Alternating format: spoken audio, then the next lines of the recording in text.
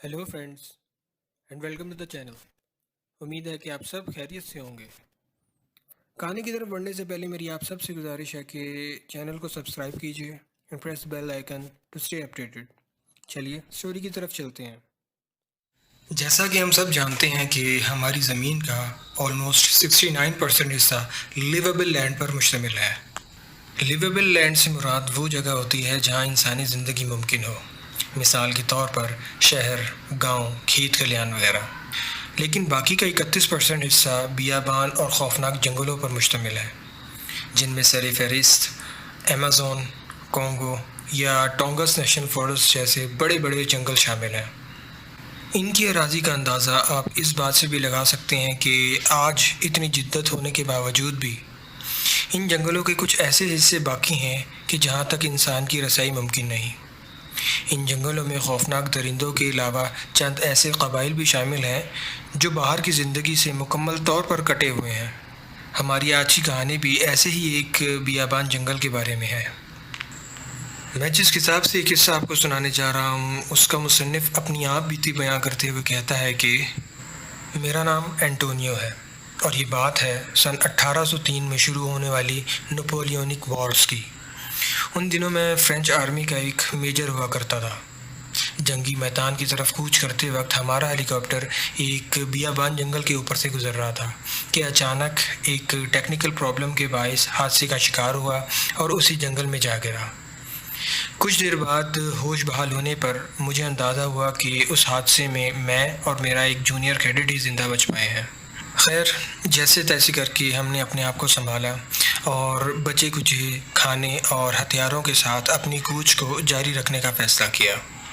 क्योंकि हमें ऐसे हालात से निपटने की ट्रेनिंग पहले ही दी जा चुकी थी, सो हमने ये सफ़र जारी रखने में कोई आर महसूस ना की। लेकिन अब मसला ये था कि रात की तारीकी छाने को थी और हमारी मंजिल हमसे कोसों दूर थी। हमने एक महफूज जगह तलाश की और वहाँ अपनी रात बसर करना मुनासिब समझा। हमने पहले भी कई बार जंगलों में रात गुजारी थी, लेकिन वो रात उन सब रातों से अलग थी। शायद 12 बजे का वक्त था। उस रात मेरी समाज से कुछ ऐसी आवाज़ें टकराईं जो मैंने अपनी ज़िंदगी में पहले कभी नहीं सुनी थी। वो आवाज़ें ना तो किसी जानवर की थीं और ना ही किसी इंसान की। अजीब व गरीब खौफनाक आवाज़ें। अचानक मुझे यूँ महसूस हुआ कि मुझसे कुछ दूरी पर मौजूद झाड़ियों से हमें कोई देख रहा है। तजस्सुस के बायस जब मैंने उन झाड़ियों की तरफ अपनी नज़रें दौड़ाईं तो वहाँ कोई भी ना था। मैं एक फ़ौजी हूँ, वहम और हकीकत के दरमियान फ़र्क को बहुत अच्छी तरह से समझता हूँ। मैंने अपनी गन लोड की और अपने कॉलर पे लगी हुई टॉर्च को ऑन करते हुए आहिस्ता आहिस्ता उन झाड़ियों की तरफ अपने कदम बढ़ाए। जैसे ही मैं उस जगह पहुँचा तो वहाँ सिवाय उन झाड़ियों की और कुछ भी ना था। बस इतना महसूस हुआ था कि एक हियोला सा मेरी आंखों के सामने से गुजरा है। खैर, मैंने इसे अपना वहम ही समझा और वापस आने के लिए मुड़ गया।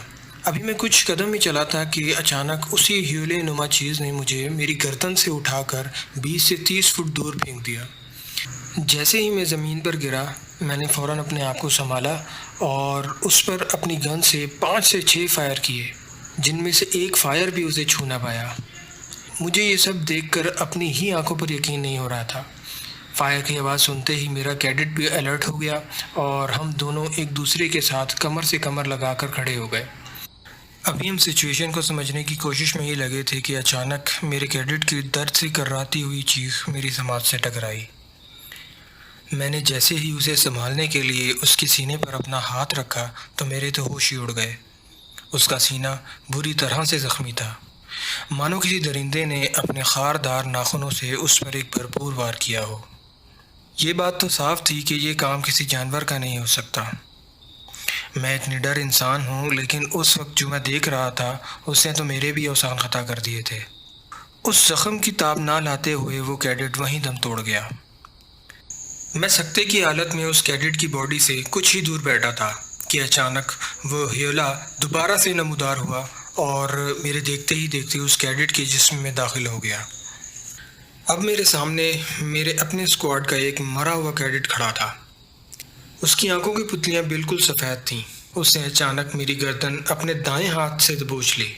वो पकड़ किसी 24-25 साल के लड़के की तो बिल्कुल नहीं थी। मैंने अपने होश संभालते हुए اپنی بیلٹ کے ساتھ لٹکے ہوئے خنجر سے سیدھے اس کے بازو پر وار کیا۔ وہ وار اتنا بھرپور تھا کہ اس کیڈٹ کا ہاتھ کٹ کر نیچے گر گیا اور میں اس چیز کی گرفت سے آزاد ہو گیا۔ وہ کیڈٹ تو پہلے ہی مر چکا تھا۔ میرے وار کے بعد وہ ہیولا بھی اس کے جسم سے نکل کر ہوا میں کہیں تحلیل ہو گیا۔ شاید میری قسمت اچھی تھی کہ اس وقت تک صبح کا آغاز بھی ہو گیا تھا۔ میں نے جیسے تیسے کر کے دن میں وہ تمام سفر مکمل کیا اور اس جنگل کے ایک ملحقہ گاؤں تک پہنچ گیا۔ آج بھی جب میں اس واقعے کے بارے میں سوچتا ہوں تو میرا خود کا ذہن اس کو ماننے سے انکار کر دیتا ہے۔